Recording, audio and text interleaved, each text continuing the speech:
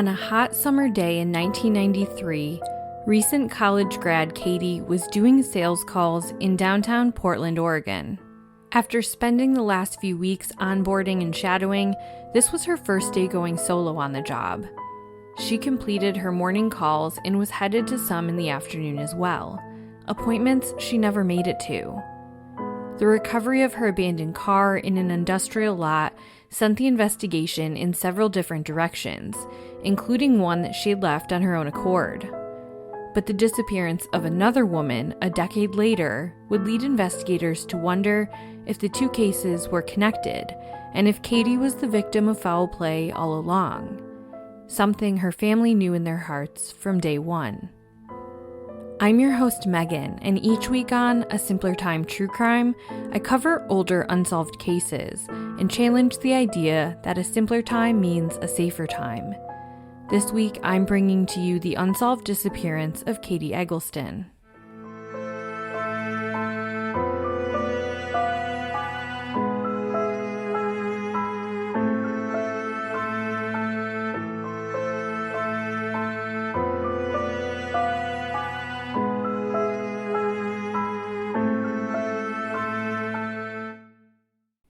Catherine Eggleston, who mostly went by Katie, was born in Redmond, Oregon on May 4th, 1971.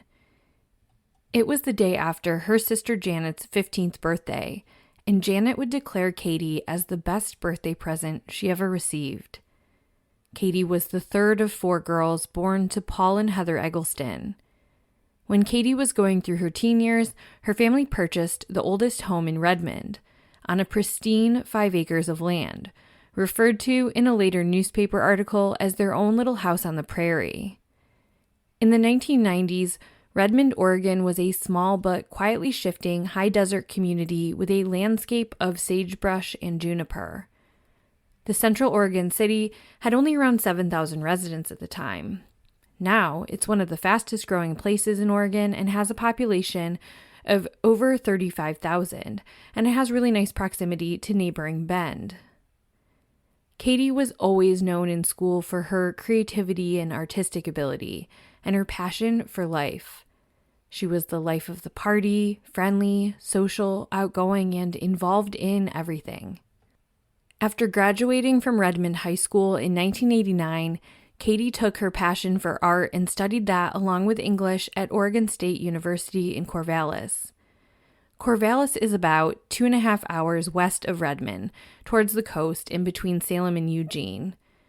Katie was just as involved in college as she was in high school. She joined a sorority, she was participating in activities in campus, and holding down multiple part-time jobs throughout her college career. She graduated in June of 1993 and landed a lucrative job upon graduation. Katie would bring her charismatic personality to the sales world, working for a company called AllNet Communications, which was a telecommunications company where Katie would be selling telecommunication products such as faxes, teleconferencing, and 800 lines. The company headquarters were located in Lake Oswego, which is just south of Portland. And there to help her get on her feet and get started with this new chapter in her life was her big sister, Janet Taylor, who was in her late 30s at this point. Janet lived in Gresham, just east of Portland, and offered to have Katie come live with her. Janet recalled how it wasn't much, just a mattress on the floor and a spare bedroom, but she wanted her sister to be able to live life and start her new career without all the money stressors that so many people fresh out of college feel. Janet was divorced and was enjoying this time with her baby sister. But none of it would last very long. Katie went away to do some enhanced training out of state and then began shadowing sales calls. This training wrapped up and Katie felt ready.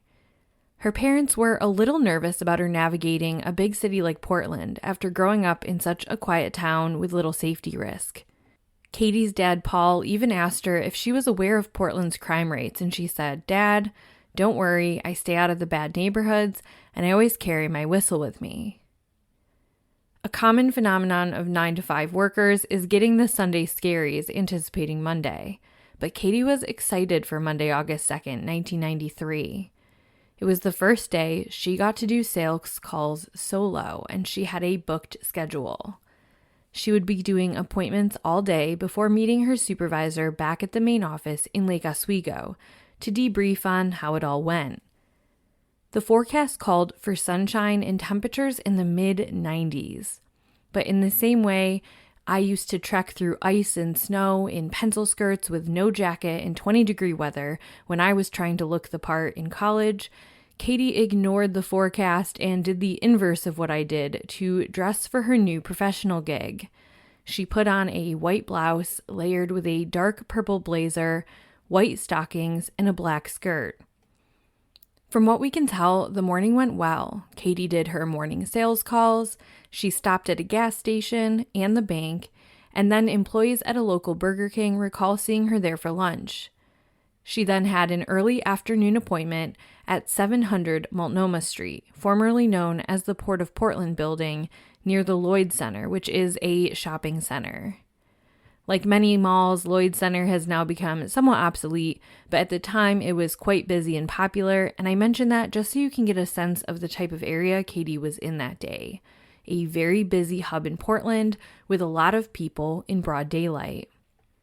We know that Katie completed that call. She was selling an enhanced 800 phone system to a travel agency called World Travel in the Port of Portland building. After her afternoon calls, Katie, as I mentioned, was supposed to meet with her supervisor back at the office at 5 p.m., but she never showed up. I can't speak for this supervisor, but I imagine that they may have found it odd but not necessarily alarming. I work in a supervising position in my day job, and many times over the years, I've had instances where I thought I communicated a meetup or a time, and then wires got crossed, and I realized we weren't on the same page. And because this is the early 90s and cell phone use was more limited, it wasn't as if her supervisor could just shoot her a quick text or call her. So I imagine they thought, Katie must have forgotten to meet me back here and just went home. We'll connect tomorrow. Katie's sister Janet had a similar lack of concern on that first evening. Katie always worked out in the evening, and at first she thought Katie must have just met up with someone after. She is young and social after all. So Janet went to bed. But concern for everyone grew that next morning. Janet realized that Katie had not come home and slept in her bed that night, and a call to the office found that she hadn't reported to work. Her supervisor found her lack of return to the office the evening before even more troubling, when they found out that Katie had not made any of her mid to late afternoon sales appointments. With that, Katie's sister, Janet Taylor, knew she had 2 phone calls she needed to make, to her parents in Redmond and to the police.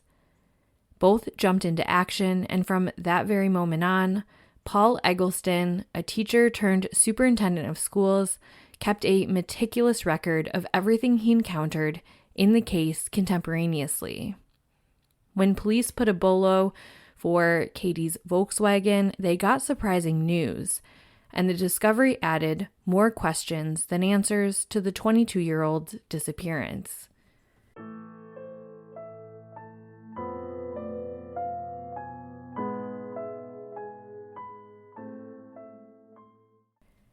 Investigators searching for Katie Eggleston and her Volkswagen Golf were shocked when they found that it had already been found in the early hours of that morning, August 3rd, 1993. A security guard found Katie's car in a parking lot of an industrial park near 122nd Avenue and Airport Way.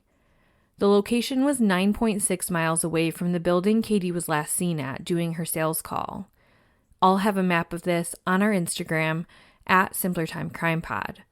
He had been walking around in the early morning hours, doing security rounds when he found the car at about 12:30 a.m. There were no signs of a struggle in the car. It was unlocked, the windows were down, and the keys were in the ignition. Katie's purse containing her checkbook, credit cards, driver's license, and a small amount of cash were still on the seat. Something to note about Katie's Volkswagen, it did not have air conditioning. And remember, it was like 93 degrees out that day, so that might provide some context to the open windows.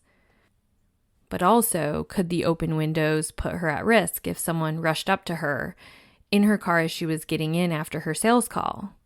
Maybe. I mean, absolutely, the less secure your car is, the more at risk you are in that type of situation for something like a carjacking or an abduction. But we just simply don't know for certain what impact it had here. The discovery of the car was an ominous clue, and investigators were quick to say within just the first few days that they were concerned about an abduction and foul play being involved in the case. Katie's family felt the same way, but they were hopeful that somebody was just holding her and that there was still time to release her.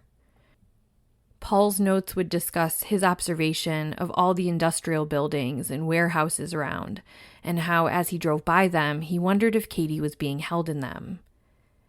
Paul made the trip to Portland with Katie's younger sister Sarah to begin the physical search, and when they arrived, there was already investigators and search operations underway. The gravity of the situation washed over Sarah at this point, and Paul would tell the papers that Sarah had a physical reaction to seeing all the searchers. Katie's new employer, AllNet, was dedicated to finding her. They were devastated that she had seemingly vanished while on the clock doing her job for them, and they immediately contributed money to a search fund as well as provided a helicopter. Meanwhile, police and volunteer searchers did a foot search through the surrounding woods and fields. Paul Eggleston went to the Port of Portland building with flyers in hand, and he went floor by floor asking for tips and leads. Just the day after Katie's car was found, there was a homicide investigation underway in Portland, and another one on the 5th and the 6th.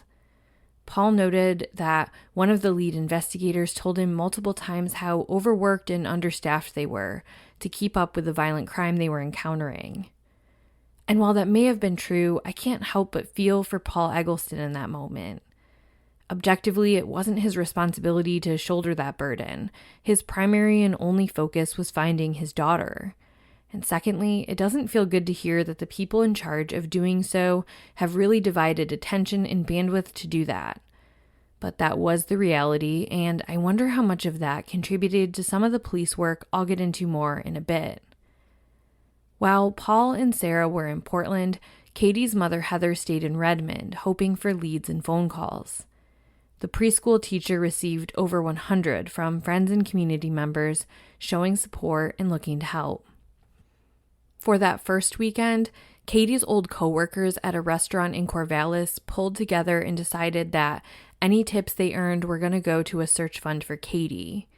These are low-income earners, and this was their most lucrative night for tips, but they still wanted to contribute them to finding their friend, and that should just tell you a lot about the person Katie was and how much she was cared for. Initial reporting in the paper reflected the attitude from law enforcement that Katie may have been randomly abducted by a stranger, which is the hardest type of crime to solve. But Katie's family first wanted to look into someone closer to Katie, her boyfriend.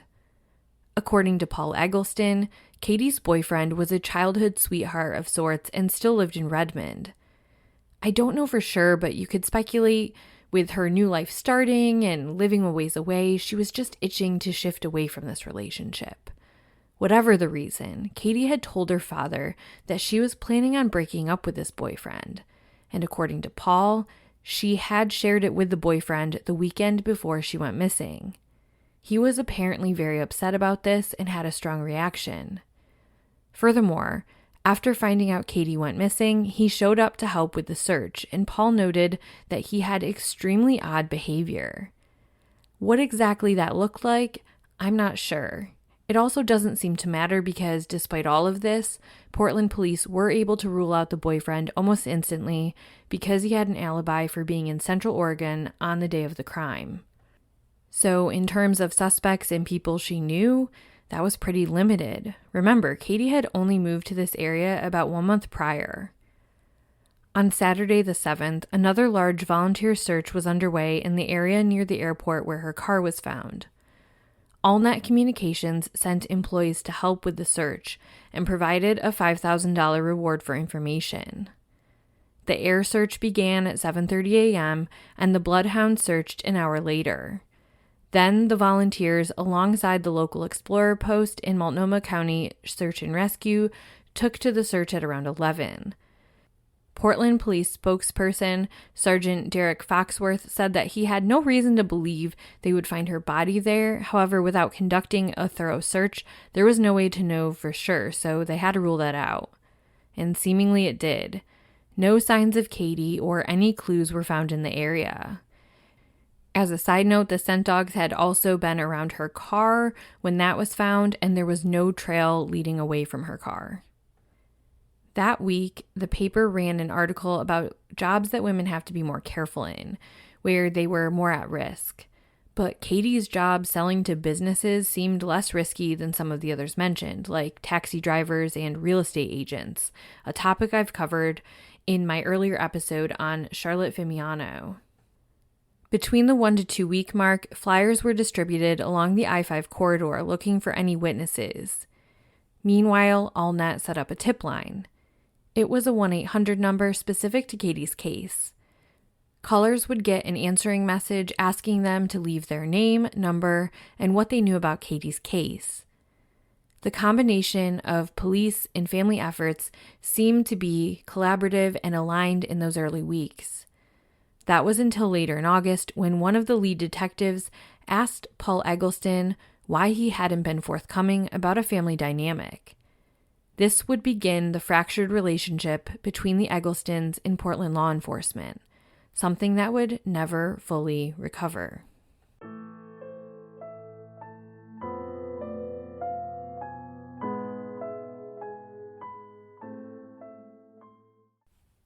Is there something your family should have told me?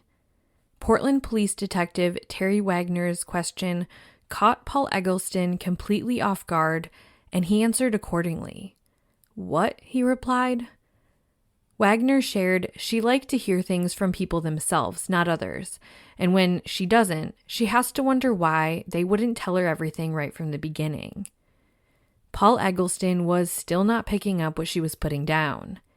Detective Wagner said she was referring to Paul's former son-in-law's impending trial for tax evasion charges, something that Katie's sister Janet Taylor was also caught up in, and something that Katie was supposed to be a witness for. Paul was flabbergasted. He told her he hadn't mentioned it because it wasn't even at the forefront of his thoughts, and that it was completely irrelevant to Katie's case. To which Terry Wagner lost her patience and said, "You mean to tell me you don't see the connection between a trial for a felony and a key witness disappearing?" Paul again replied no, and Wagner said, "I find that hard to believe. Do you know where Katie is now?" The implication angered Paul and hit him like a gut punch. No, he said, he did not, and Detective Wagner doubled down and asked him if he would take a lie detector test, to which he said, of course, and he subsequently passed. But I'm sure what you're saying to yourself right now is, Megan, please back it up. What are these tax evasion charges, and what do they have to do with Katie? The first question I can confidently answer. The second, not so much.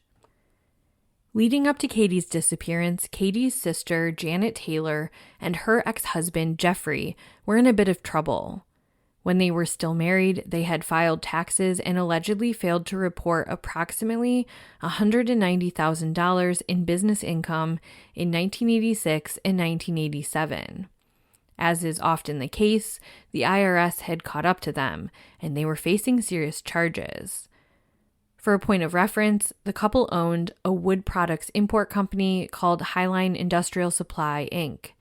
Katie was listed as a possible witness for the prosecution should the case go to trial. Detective Wagner surmised that one of two things was the case. One, Jeffrey Taylor was somehow involved and had wanted to eliminate a witness, or two, Katie had taken off to avoid having to take the stand against her sister and former brother-in-law. To support theory number two, Wagner pointed out that Katie's car was parked near the airport. She had retrieved her passport from her parents just 10 days before her disappearance, and the passport was not found amongst her belongings. That all may seem promising, but there were many holes to be poked in Detective Wagner's theory. For starters, the Egglestons knew why their daughter had asked for her passport. They said that as she was heading to California for training at AllNet, and as she picked up new contracts in telecommunications, she needed her passport for identity verification, known well to HR gurus as I-9 verification.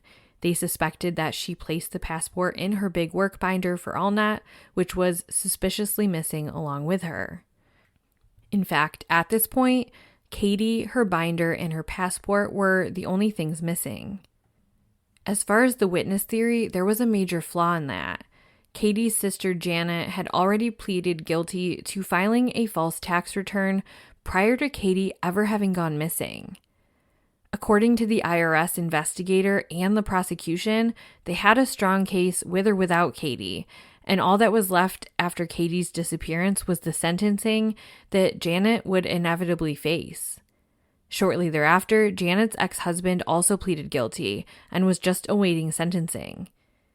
If you were to believe the theory that Katie was taken because her former brother-in-law hired someone, you'd have to believe that he was willing to face conspiracy to commit murder charges to avoid house arrest and probation, which is inevitably what both Janet and her former husband were sentenced to. It just didn't make sense. The sentencing didn't all happen until the fall of '93. So in August, when Paul was confronted with this, he was angry and he wrote 2 letters to the Portland Police Department. He said that Katie knew as much about the case as their younger daughter Sarah, who was also a potential witness. So why would someone trying to block a witness target just Katie? He also emphasized that, again, Katie was a very minimal witness to the prosecution. And as far as the Egglestons being involved, Paul told the paper, quote, "To believe that, you have to believe that a family would trade the career, reputation, and future prospects of a dearly loved daughter to very slightly improve the courtroom chances of a man they have not seen, heard from, or spoken with in several years, and who all believe got into his predicament through his own actions," end quote. Despite all of this happening behind the scenes, the public was not aware of it at this point. All the news reported on was that the Egglestons had hired a private investigator. I haven't even touched on the full scope of all of it, but the various fundraisers for Katie had brought in a lot of money, and they were investing it in the route they thought would be the most beneficial. This PI worked alongside Portland PD to a point and also helped the Egglestons with the phone line set up by AllNet. Speaking of AllNet, by August 30th, they decided to double their reward to $10,000. Weeks ticked on, and by the end of September, Paul and Heather Eggleston took to the media to say, "Hey, I know it seems quiet, but we know that the police, that they're working leads behind the scenes, and that Portland PD is on her case constantly. Don't mistake a lack of news stories or updates for a lack of progress." But the facade of a harmonious partnership would be dismantled in mid-October of '93 when Janet received her sentencing and Detective Terry Wagner took to the papers. The papers reiterated how Janet had pleaded guilty prior to Katie ever going missing and emphasized Katie's minimal participation. Still, when asked if Katie's disappearance was related to the case, Detective Wagner said, quote, "Common sense would dictate that anyone consider that," end quote. And consider that the moment that the gloves came off. Paul Eggleston was done playing nice. Up to this point, he had left the conflicts he had faced with one of the lead detectives out of the public narrative so as not to distract from his daughter's case. But with this, he had had enough. Janet was resigned to her sentencing, 5 years probation and 4 months house arrest. She told the Albany Democrat Herald that involving her sister, quote, "tarnishes her in a way that is unbelievably painful to me," end quote. The next lead would come off the 800 tip line, a voice that sounded evil, who some thought held the answers to the case.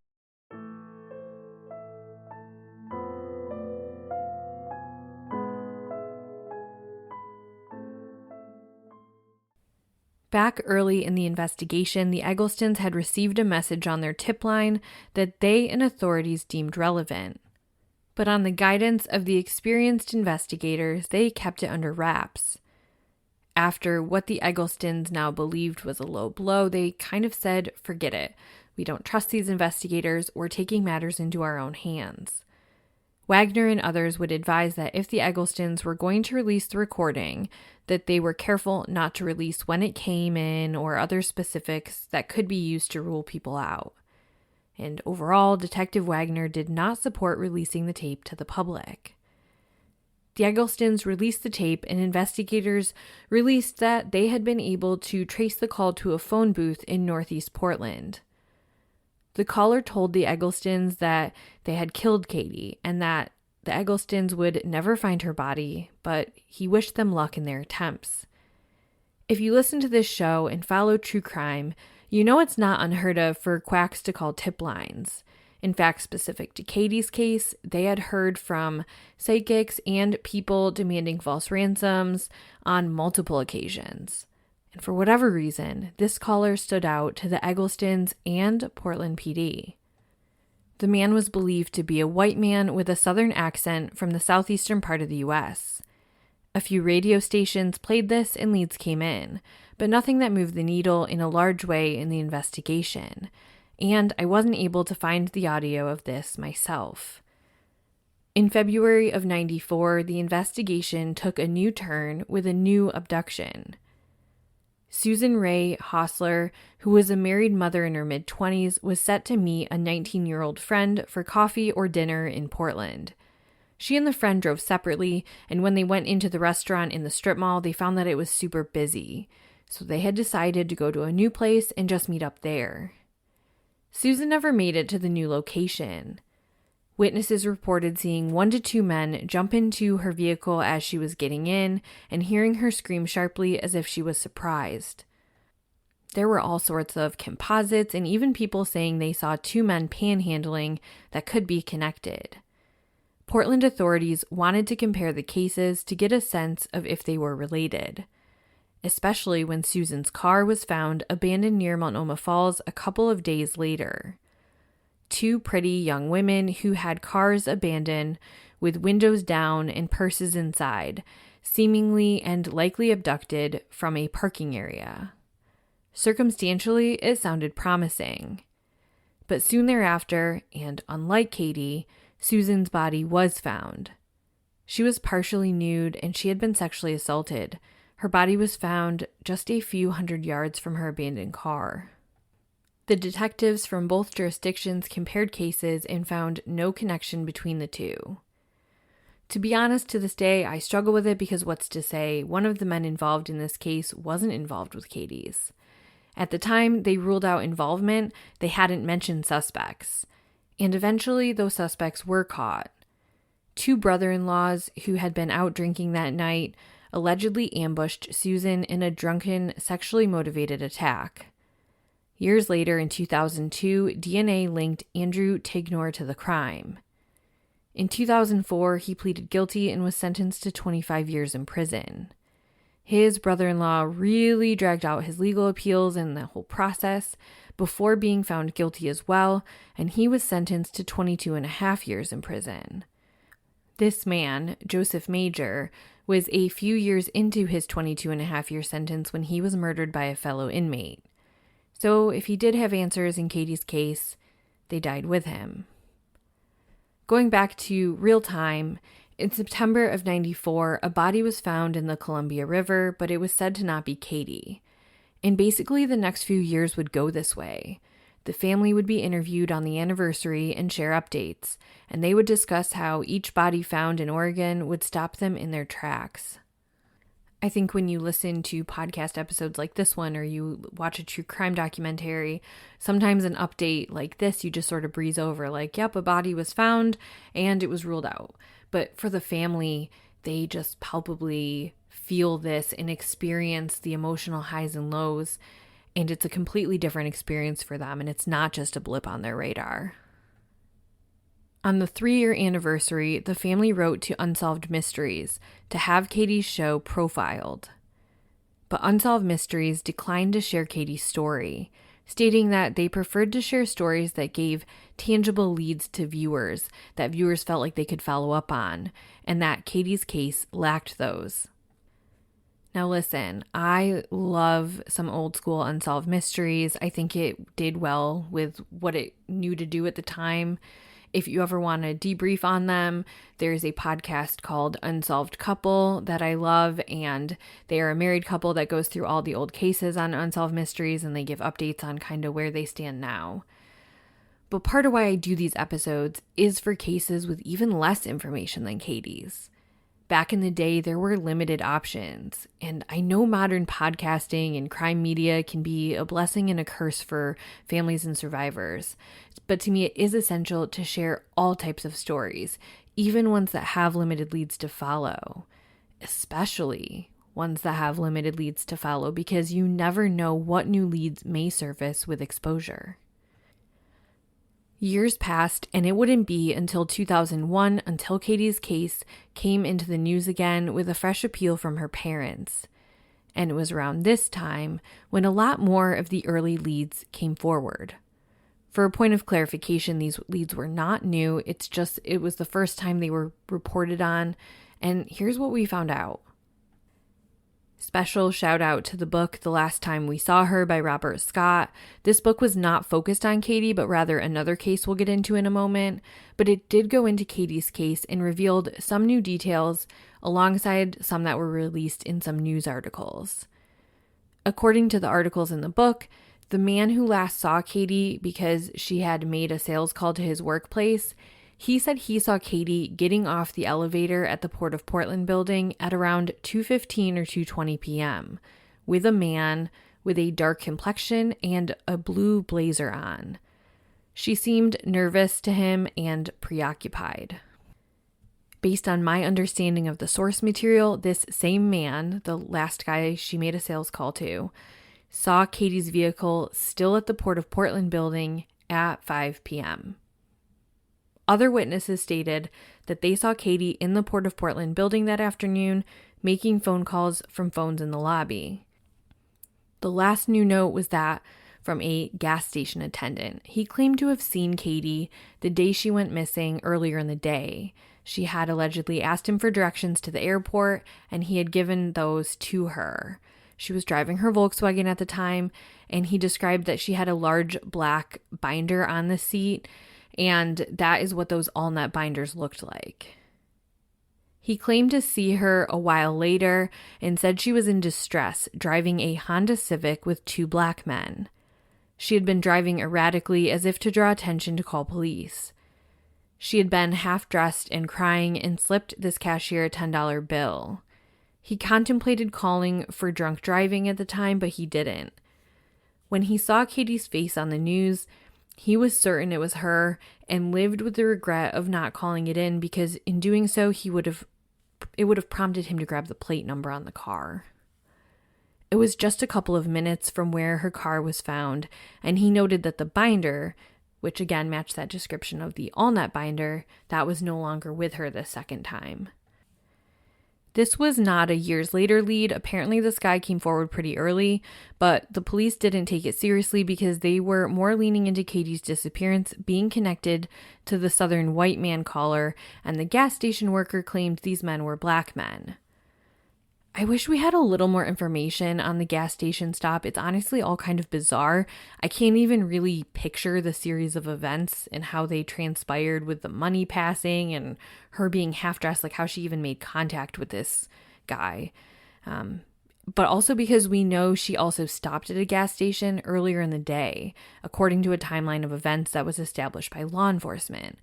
So was that earlier in the day? Was that the same gas station trip?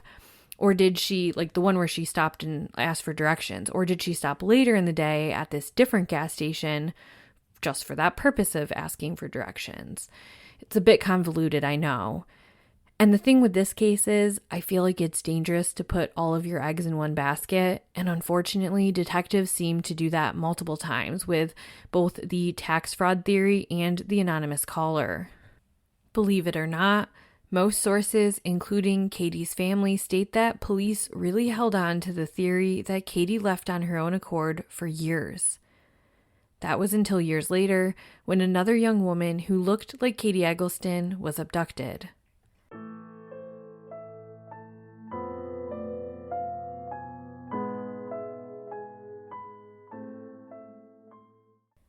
Now, this case is one you may be familiar with because it was talked about a lot when it happened. It's horribly tragic, and there are so many moving parts to it. So I'll try my best to give important details while being a bit more high level with the case so that we don't lose sight of the connection to Katie's case. In late May of 2004, a Brigham Young University student, 19-year-old Brooke Wilberger, was working doing exterior maintenance at an apartment complex where her sister was the manager. She was last seen cleaning lampposts mid-morning. Suddenly, residents heard a scream, and a little while later, her flip-flops were found there with her cleaning supplies left behind. Police recognized early that this was very likely an abduction, and they treated it as such. But even with large-scale searches and media attention, they came up empty. In late November of that same year, a University of New Mexico foreign exchange student was abducted and sexually assaulted. She was able to escape her drugged-up attacker and run into traffic for help. She identified a man named Joel Patrick Courtney as her attacker. His DNA was collected and he pleaded guilty in New Mexico and was sent to prison. On the day of the abduction of Brooke Wilberger, 2 other young students in Corvallis described attempted abductions by a man driving a van that matched Joel Courtney's. Courtney had been driving a work van on the day of Brooke's abduction, and amazingly, police were able to track it down. The new owner was embarrassed that he hadn't cleaned it out and that it was all dirty, and law enforcement said, no, that's actually perfect. One of Brooke's hairs was found in Courtney's van, and so there was a DNA link. Faced with this forensic evidence, Courtney eventually would be extradited back to Oregon for trial.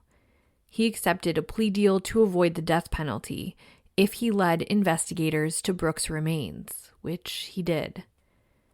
It was around 2006 when fresh investigators on Katie Eggleston's case told her parents that they were looking into Courtney as a suspect in her disappearance.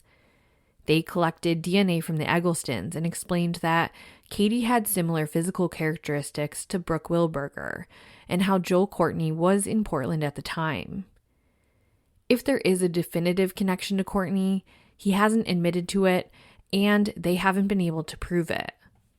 Unless investigators are withholding information, which is, of course, their right and responsibility at times to do, it doesn't appear that detectives have physical evidence to link the cases.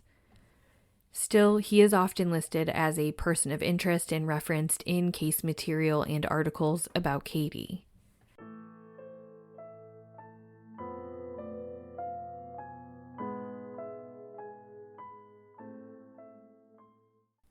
Katie's case remains as much a mystery today as it did over 30 years ago.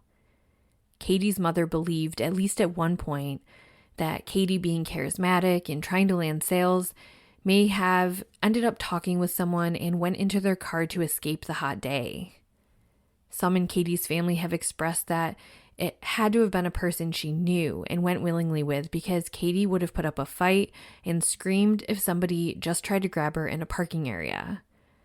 I completely understand where families are coming from when they say that, but on the flip side, I think it's difficult to predict how anybody would react if someone, say, pulled a gun on you and told you not to scream or they'd kill you. Joel Patrick Courtney, for example, would later admit that he got close to Brooke Wilberger by posing as a FedEx-type delivery worker. Then he quickly pulled a knife and threw her in his van. She let out a brief scream in surprise that a couple of neighbors heard, and then they carried on with their day. It's scary to think about because it relinquishes our prized sense of control in these types of situations, but it is the reality. So was Joel Courtney involved? Maybe. If so, I doubt the man getting off the elevator and Joel were one and the same. Joel didn't really work jobs that would have had him wearing a blazer, and he has a lighter complexion and blue eyes. I'll share a picture of him on the Instagram. If it was Joel Courtney, in my opinion, the abduction occurred like the others and simply had no witnesses because none of the other puzzle pieces fit with him. Was the man getting off the elevator relevant or just a red herring? Could this possibly have been the man her mother suspected lured her to his vehicle with the promise of a sale for his company? Police have never released where her end-of-day appointments were supposed to be. If the witness statement was true and her vehicle was still at the Port of Portland building at 5 p.m. but later moved, then it seems like whatever was going to happen to her already had happened by 5 p.m. because she wouldn't be late to meet with her boss on day one. One piece of information that is interesting to me is the missing Allnet binder. If we assume the horribly sad but likely reality that Katie was murdered that day, what was in that binder that would make the killer want to dispose of it along with hiding Katie's remains? To me, that could tie back to something to do with her workplace, but at the same time, that also could be used to throw detectives off track. I haven't even scratched the surface on all the different possibilities, and the answer could be outside any of the ones that I've mentioned. Whatever the answers are, Katie's parents died without getting them here on this earth. Her mother died on July 15th, 2011, the day after Paul's birthday. He died in March of 2017, still at their little house on the prairie in Redmond. Katie has surviving sisters, classmates, and a loving community that feel haunted without answers, and there are people out there who could hold the key to those answers. If you have any information on the disappearance and presumed abduction of Katie Eggleston in 1993, please contact the Cold Case Homicide Unit investigators directly at 503-823-0400. To remain anonymous, witnesses may provide information through Crime Stoppers of Oregon. That number is 503-823-4357. There is also a website that I'll link in the show notes. This has been another episode of A Simpler Time True Crime. If you appreciate the work I'm doing, please leave a 5-star review and share the podcast on your social media or with a friend. If you would like to support the show monetarily, there is an option to do so in my Spreaker Supporters Club link at the bottom of the show notes. Case suggestions can be made to simplertimecrimepod@gmail.com. I love to talk about cases with listeners, and I do so often on Instagram and my other social media platforms like TikTok and Facebook. Just more so on Instagram. I love partnering with families in uplifting their loved ones' cases, so please don't hesitate to reach out. As always, thank you so much for listening, and I'll see you again next Monday.